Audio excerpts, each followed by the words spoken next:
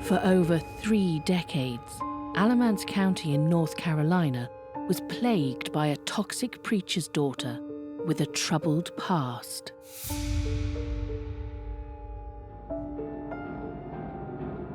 One by one, the men in Blanche Moore's orbit suffered slow, agonizing deaths. What strikes me most when I reflect on this case is just how much went on in secret, how it was able to happen, how no one suspected it. One of 7 children, Blanche was born in Concord, North Carolina, in 1933. Her father was a church minister, a notorious womanizer, and allegedly molested several of his children. Blanche initially denied that she had any problems with her father, but they had evidence that he even held her up against a wall at knife point, that she may have been sold as a child prostitute by her father when she was young.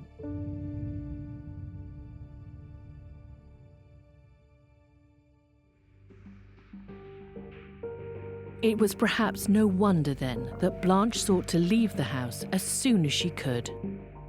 She grew up in a fairly modest home. She married, I believe right out of high school, if I'm not mistaken, and married a somewhat older man, Mr. Taylor. James Napoleon Taylor married Blanche in 1952, and the couple had 2 daughters.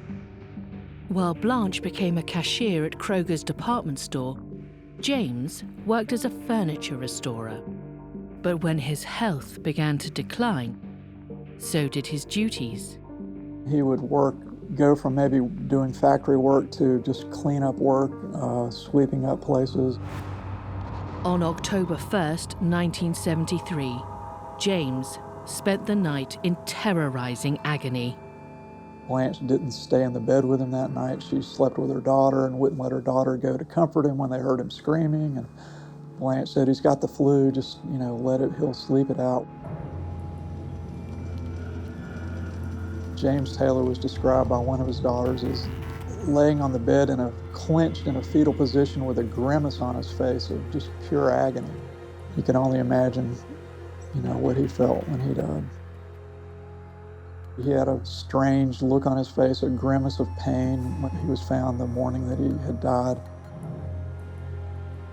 James Taylor was pronounced dead on October 2nd, 1973.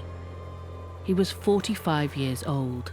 Tragically, he died within just a few years of the marriage, supposedly of natural causes. They believed he had a heart attack.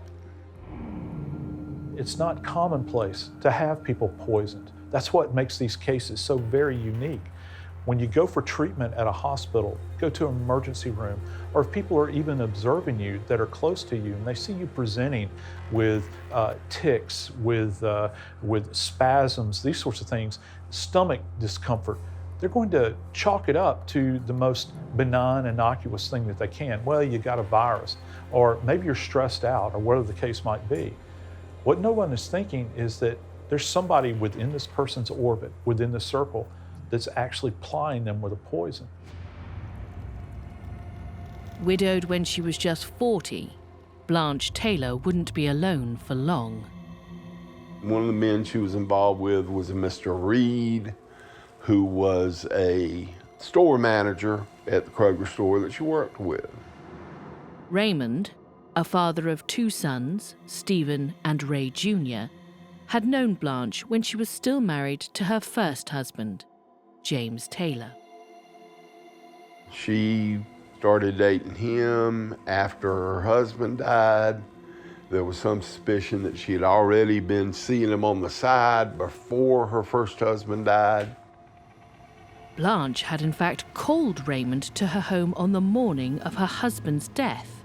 But it would be almost 2 decades before the role she played in her husband's demise would eventually be revealed. I would say they actually were together as lovers, at least 7 or 8 years. and they knew each other at least, 15 or 20 years before he died. Raymond just thought Blanche was a nice, engaging, pretty woman. He thought she was very loving and kind, and he went out of his way to help her with any crises or issues that came up. He was very, very protective of Blanche. It was obvious that he had a great deal of affection for her. Although they never married, Raymond and Blanche remained close. To the outside world, including Raymond's children, Blanche appeared to be a supportive companion. She would go over to his home and make food for him in his own home. She would make separate portions of food that she would then put in his freezer so he could just take it out and eat it whenever he wanted to, so he would be getting poisoned while she wasn't there. Blanche was plotting Raymond's dreadful end. She had become a regular attendee at the United Church of Christ in Burlington. It was here she struck up a rapport with the church pastor, Dwight Moore. It wasn't long after they met that Raymond started getting sick. She told Dwight that Raymond was just a very close friend that she worked with at Kroger, and he didn't have any family, and she needed to be there for him. And so she would ask Reverend Moore to drive her from her home in Burlington to Winston-Salem to visit Raymond.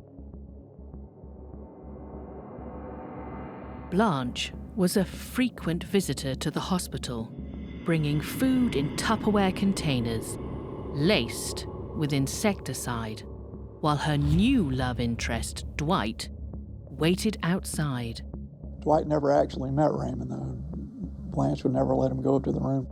Inside Raymond's hospital room, Blanche was busy, slyly poisoning, deceiving, and fleecing Raymond.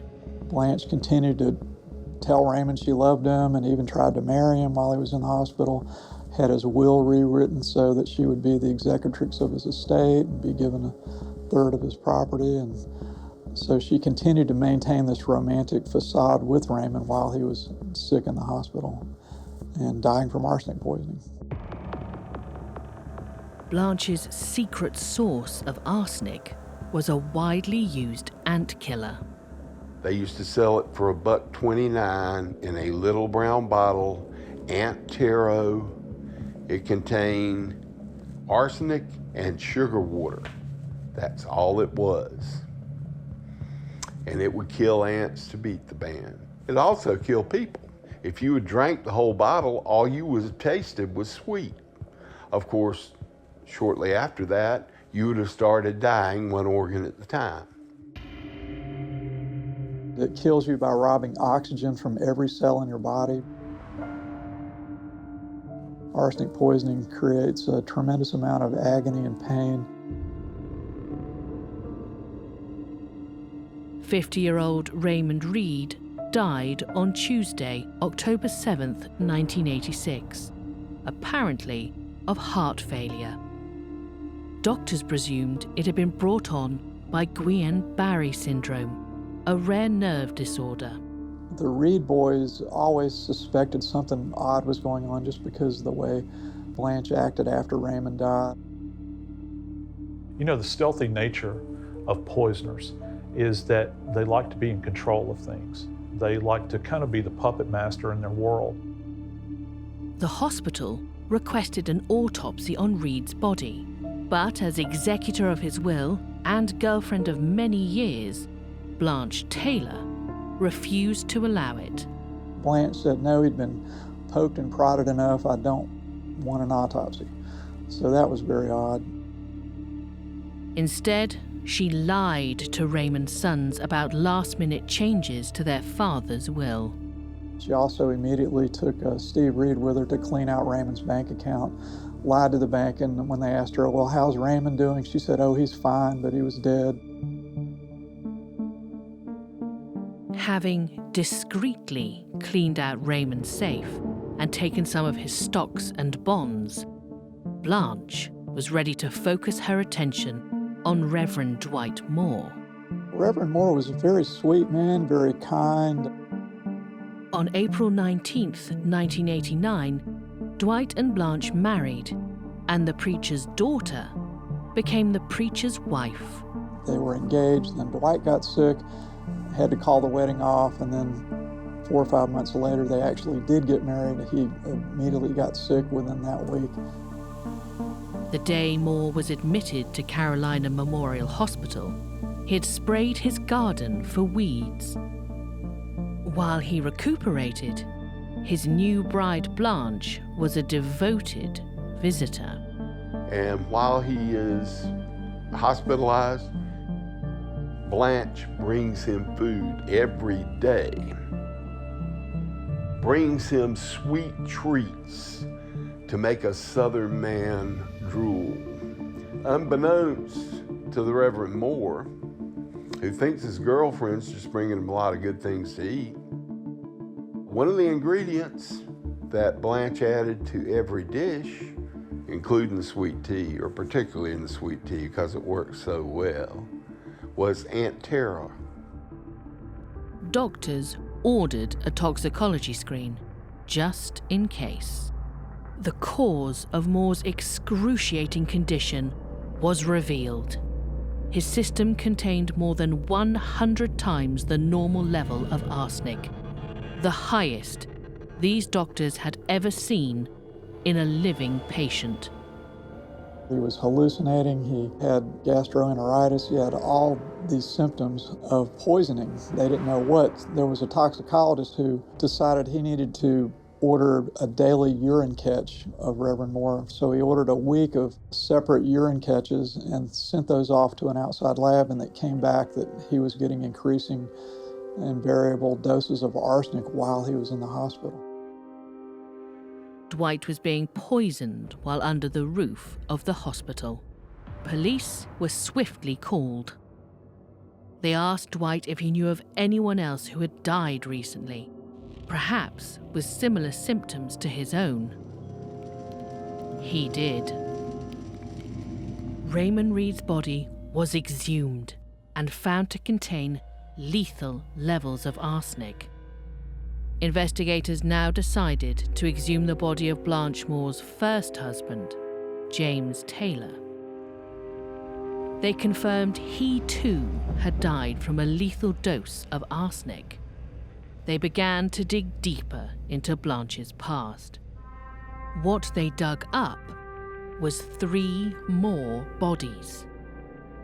They went to her father, exhumed his body. They learned that Blanche had taken a big cake to Parker Kaiser the week before he died, and both he and his new wife got sick. And Parker had similar amounts of arsenic as James Taylor. They dug up James Taylor's mother, Blanche's mother-in-law, Isla Taylor. She was found to have large amounts of arsenic, probably not a homicidal amount. Investigators decided not to exhume any further bodies.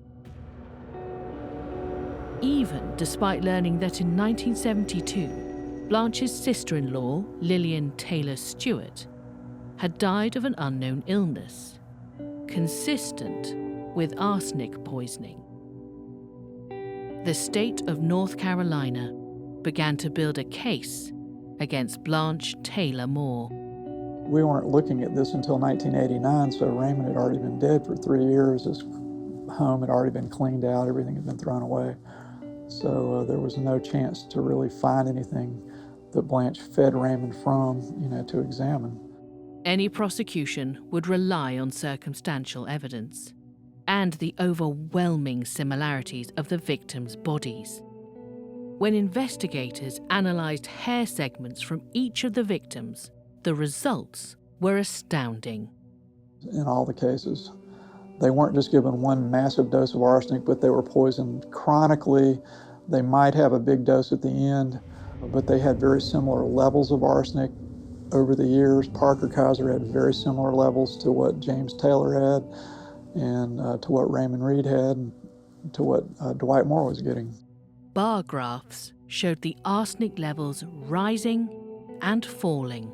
Every time the arsenic would spike, we could always show that Blanche was nearby or bringing them food. Yet when interviewed, Blanche denied bringing Reed or Moore food from home.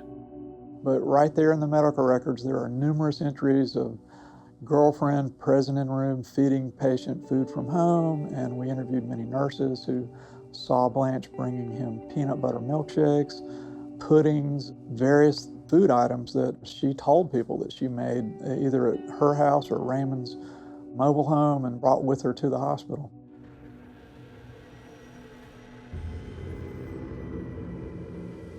Investigators discovered that although a toxicology report was ordered on Raymond Reed, the results were not in his file at the time of his death.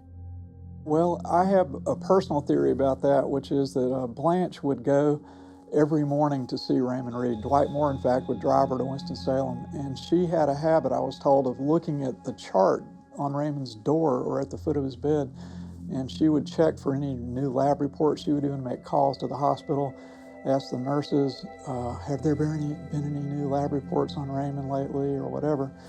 And so I have a feeling that she probably saw where the lab report had been posted on his chart and pulled it off. Because it was, when the medical records were obtained, the floor chart report was not there, but one from the lab was crammed in the back of the file. So it looked like something was being done to conceal that report. Blanche Taylor Moore was arrested at her daughter's home on July 18, 1989, and charged with 2 counts of murder and 1 count of assault. On August 29th, she pled not guilty to all charges. Reverend Moore's family was the first to learn that, they suspected Blanche, and it was just a terribly shocking thing. A lot of things, strange things that Blanche had done began to make sense after they found out to Reverend Moore's family, especially to his sister and children. There are no words to describe how hurt they are and how betrayed they felt. While in jail awaiting trial, Blanche received a letter.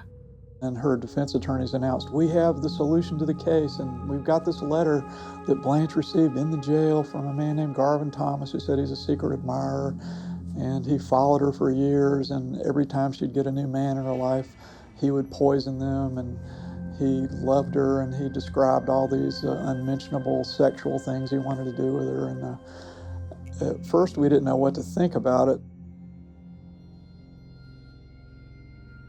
Prosecutors determined that the letter had been written after Thomas's death, while handwriting analysis showed that it was in fact Blanche who had written the false confession. To me, it was obvious that, she created the letter, and it showed the extent she would go to get out of these charges. So to me, that was a great break in the case and tied everything together at her own hand. I felt like she wrote her death warrant by creating that letter.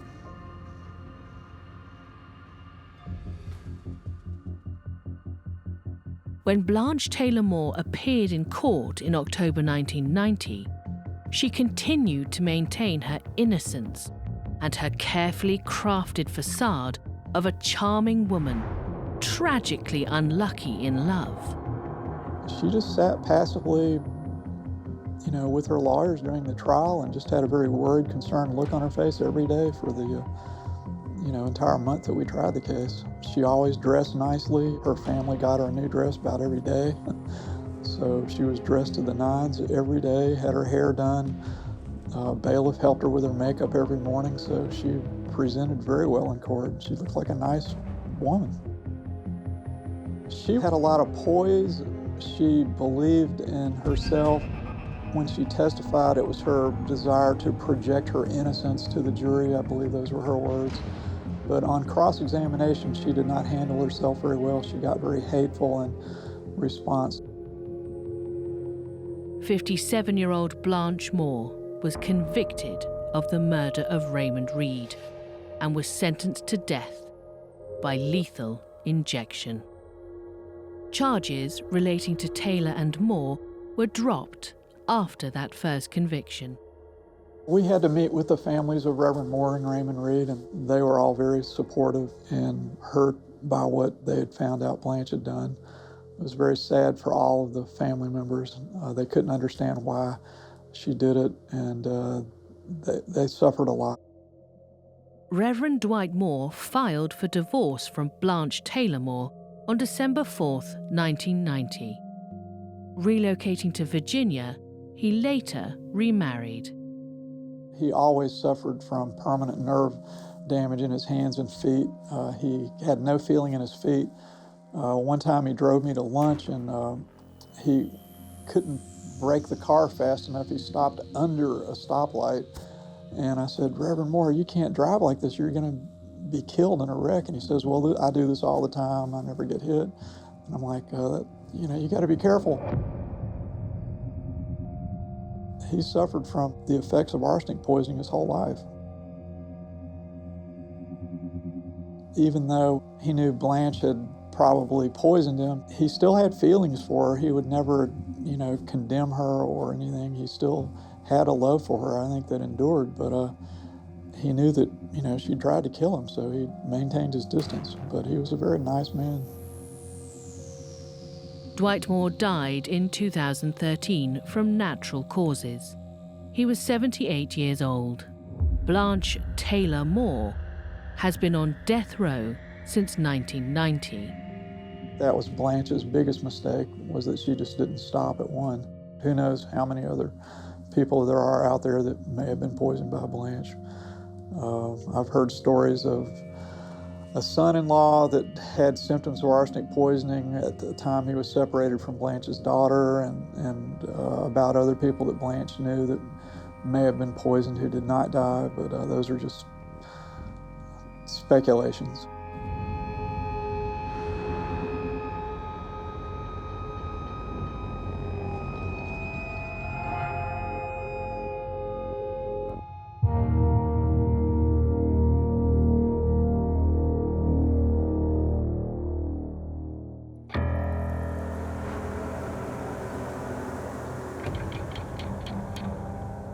In March 1981, the house on Osborne Road became a hotbed of lust, fury, and revenge when Michael Barber discovered his wife Susan in bed with his younger neighbor. Rather than seeking reconciliation, Susan sought revenge and would find the means to serve it in the garden shed. Poisoning is a unique way to kill someone because, to start with, you don't have a weapon in your hand. You feed the poison to your intended victim, and then you step back. Susan was just 17 when she married Michael Barber in 1970. The young couple moved into a terraced house in Westcliff-on-Sea in Essex, England. Michael Barber had a patchy background. He'd been a petty criminal. He had a lowly paid job in the local Rothmans cigarette factory. But by this time, he was working hard to try and provide for his family. Susan Barber was what one would call a very flamboyant woman. Susan Barber appears on the horizon in 1970. She's a 17-year-old girl. She just had a young baby, and she marries Michael Barber. But the first lie of the relationship was the fact that Michael thought it was his child, whereas it turns out it actually wasn't. Michael Barber seemed a decent sort of guy back then, but Susan's marriage to Michael started to crumble quite quickly. Within 5 years, they weren't sleeping together, and this was a huge problem for Susan. Westcliff-on-Sea was a small coastal town, but with many residents retired, there was very little to do for a young couple on a tight budget. Most weekends, Michael and Susan would go to the pub. He would play darts, she'd score those dart games. And in that darts team, Susan laid eyes on Richard Collins, when he was playing darts in the same team as her husband. Richard Collins lived a few doors down from the Barbers, and behind Michael's back, Susan began grooming their 15-year-old neighbour. She effectively seduces him. She introduces him to the joys and pleasures of sex, and they start a relationship which went on for at least 11 years. Now, Michael knew nothing about this, the husband. He would leave and go to work every morning very early, and as soon as his car was down the road, young Richard would vault the fences between the houses, jump into Susan's bed, and they would just continue their affair. In Susan's practical mind, having a lover who lived only 5 doors up in the same street was perfect, because the moment Michael, her husband, went to work, she could beckon young Richard over to her bed.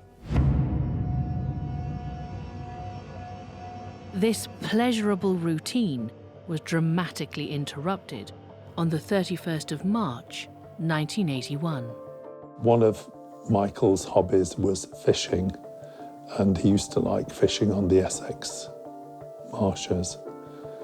And one morning, he planned a fishing trip very early in the morning, left for the fishing trip with friends, but because there was a turn in the weather, he came back unexpected.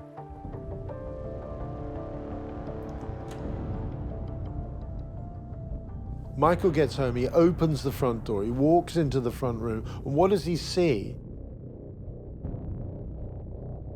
But a man's clothes on the floor. He immediately goes straight up to the bedroom, bursts in. He caught Susan and Richard in a very compromising position in bed together. He apparently blew his stack. He then turns in horror towards Richard, whom he knows as somebody he plays darts with and a neighbour who he'd bought a pint of beer for a few days earlier. And a chase ensues. And Richard scrambles down the stairs with Michael just behind him, trying to grab him, and he just gets out of the front door with his clothes, which he grabs on the way out. Michael reacted violently.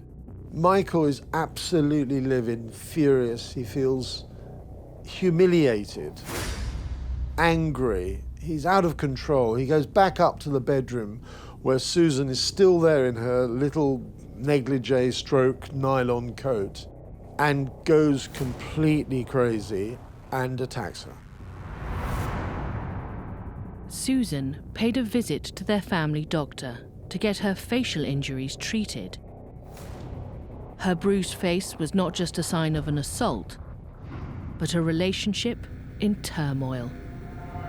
The doctor offered to help the Barbers mend their marriage.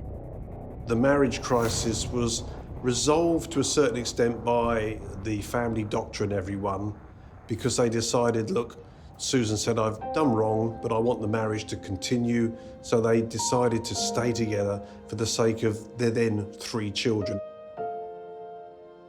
Now, unbeknown to Michael, she didn't mean it. She lied. She carried on the relationship with Richard. The atmosphere in the household is incredibly tense. Michael has been humiliated in his eyes, and she's been beaten up by her own husband. They're not talking. There's a shock factor over what had happened, but in a way, even more importantly, the neighbours have already started talking about what's happened because some of them saw Richard leaving the house. While Richard was still on the scene, Susan was increasingly frustrated with her miserable situation, so she hatched a malicious plan to move on. In early June 1981, using a common weed killer from the garden shed, 28-year-old Susan Barber began to take her husband's life.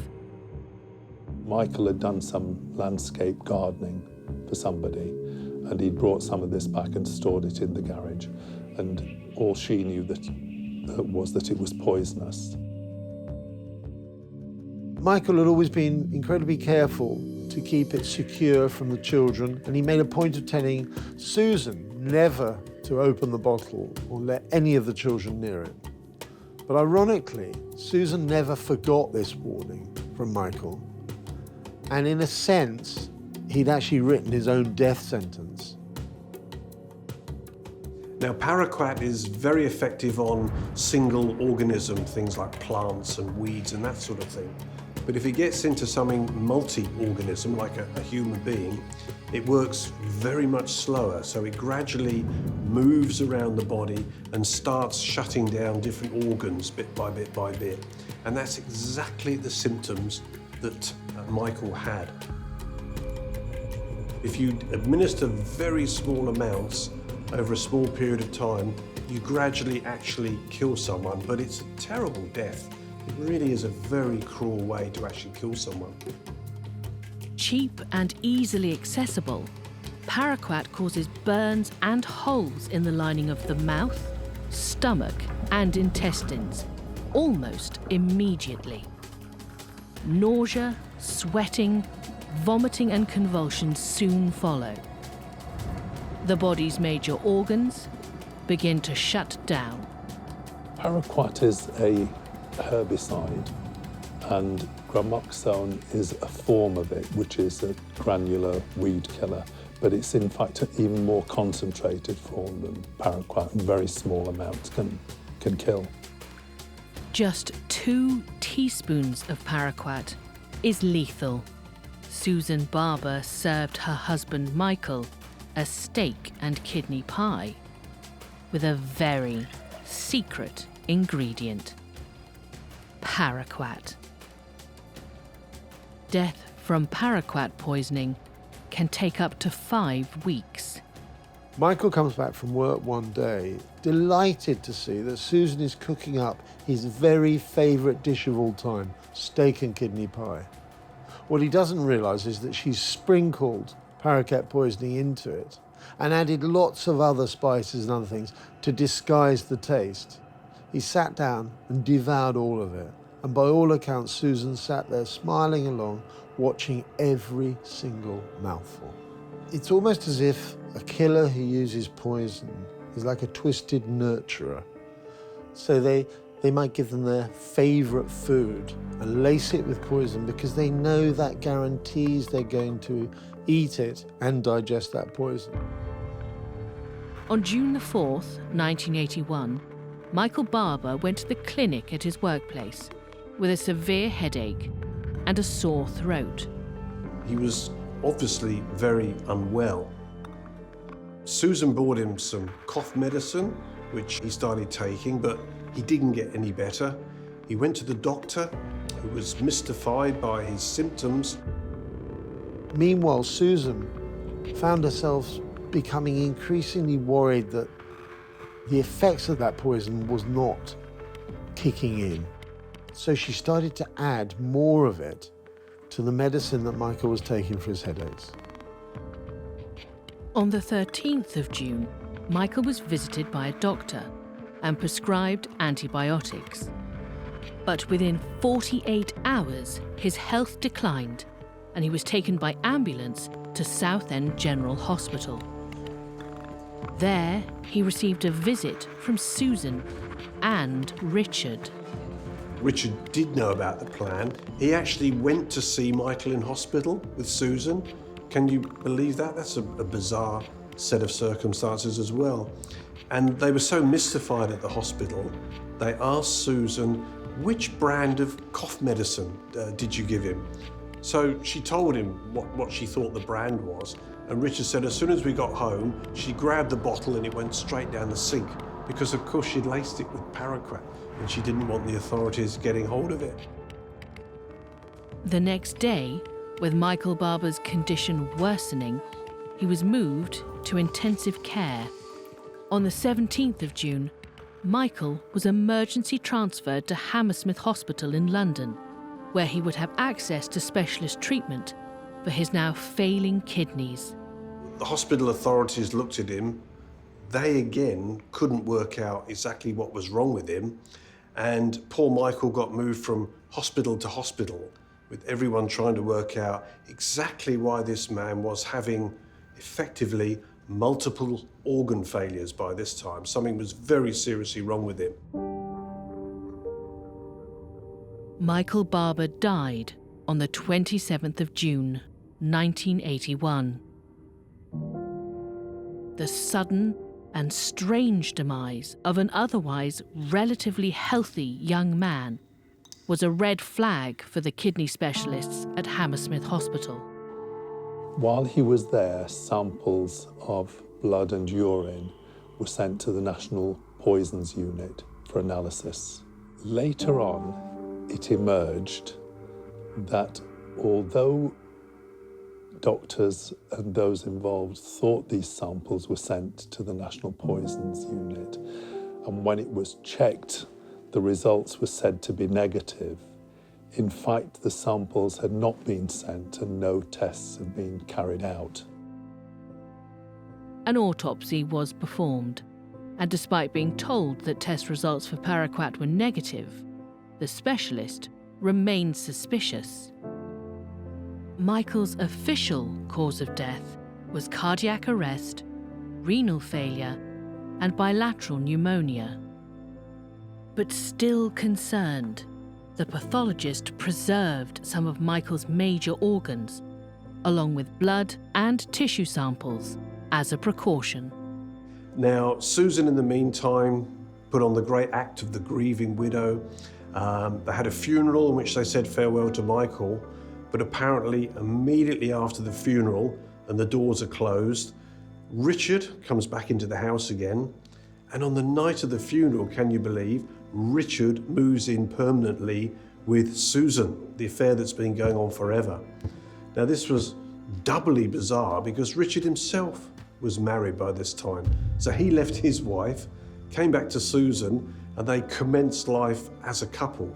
Susan gets paid out money from Michael's insurance, which should have gone to the family, but not Susan. Susan had other ideas, and she embarked upon what you could only call a bit of a sexual tsunami. She had a sexual appetite that seemed to interfere literally with the way she went about her life. Susan seemed to have got everything she wanted. She now had her lover living with her, providing her with round-the-clock sex whenever she wanted it. But Richard himself was not so happy, and very quickly their relationship fell apart. But Susan wasn't to be put off. She still had the same sexual appetite. She still wanted lots of boyfriends. So she went back to a CB radio she'd been using some years before. And almost in the way that people use the internet today, she went online with the CB radio with her own nickname of Nympho. Susan's newfound freedom was about to come to an end. In September 1981, the mix-up at Hammersmith Hospital was established, and the tissue samples were at last sent off to be tested. The presence of paraquat was confirmed. After months, it was finally clear that Michael Barber had been poisoned. The next step was to contact Essex Police so they could begin to launch a murder investigation. Susan had a series of lovers. There were talks that orgies were taking place in the house and generally living it up. I don't think it would have looked well. She certainly wasn't the grieving wife, so it all pointed to her possible guilt. She probably thought it would have made him very ill to start with, but she persisted. And it's the persistence and the keep on putting it in his food and visiting him in hospital, seeing how seriously ill he was and that his life was just ebbing away.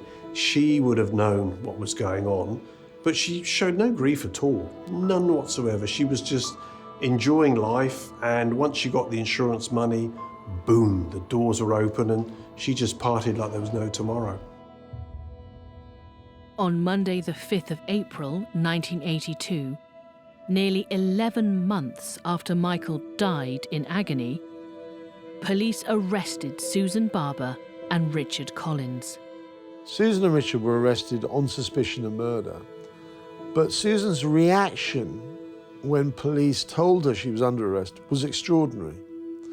She admitted administering poison to her husband, but said she hadn't intended to kill him, she just wanted him to suffer because of the way he'd beaten her up. Both Susan and Richard said they didn't want to kill Michael, they just wanted to teach him a lesson because of the beating that he gave them. They just wanted to make him ill.